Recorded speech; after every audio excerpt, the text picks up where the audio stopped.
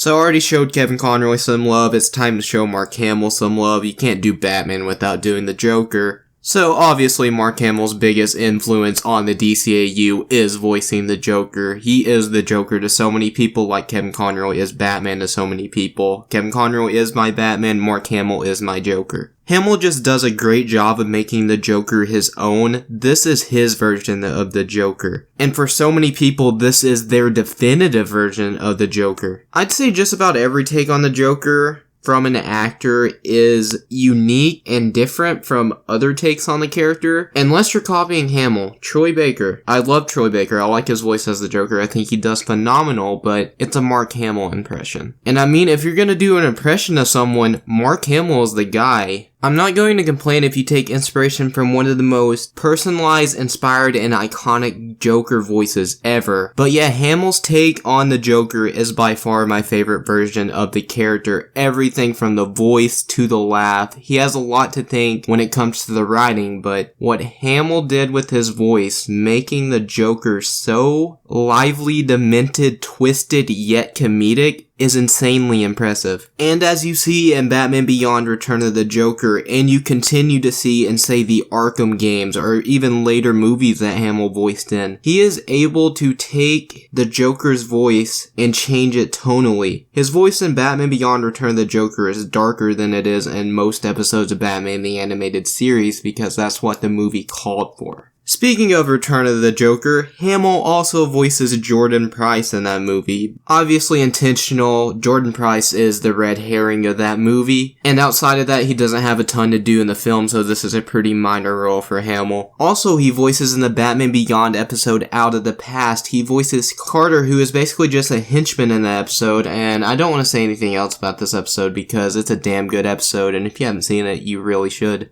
But let's not forget where Mark Hamill got his start in the DCAU. The Joker was not his first role. He was actually initially cast as Ferris Boyle, and they liked him so much, the Joker spot became open because of something that happened with Tim Curry. They say that Tim Curry's voice was too dark for kids, they thought, but I've heard all kinds of things throughout the year, and I've even heard that Tim Curry just said they never called him back, which I doubt he was mad about after seeing how amazing Mark Hamill and how beloved he is as the Joker. But yeah, very interesting that Mark Hamill got to start within the DCAU and probably the most iconic episode of Batman the Animated Series, and he transitioned into voicing the most iconic Batman villain of all time. Now let's go to Hamill's second most major DCAU role behind the Joker, Solomon Grundy. Mark Hamill is the voice of Solomon Grundy. And some people may think, why get someone as talented as Mark Hamill to voice this mindless zombie that just beats shit down? Well, that's because Grundy is in a ton of episodes, and some of them are actually very emotional. Grundy has some very emotional scenes, especially with Hot Girl in the episodes The Terror Beyond and Wake the Dead.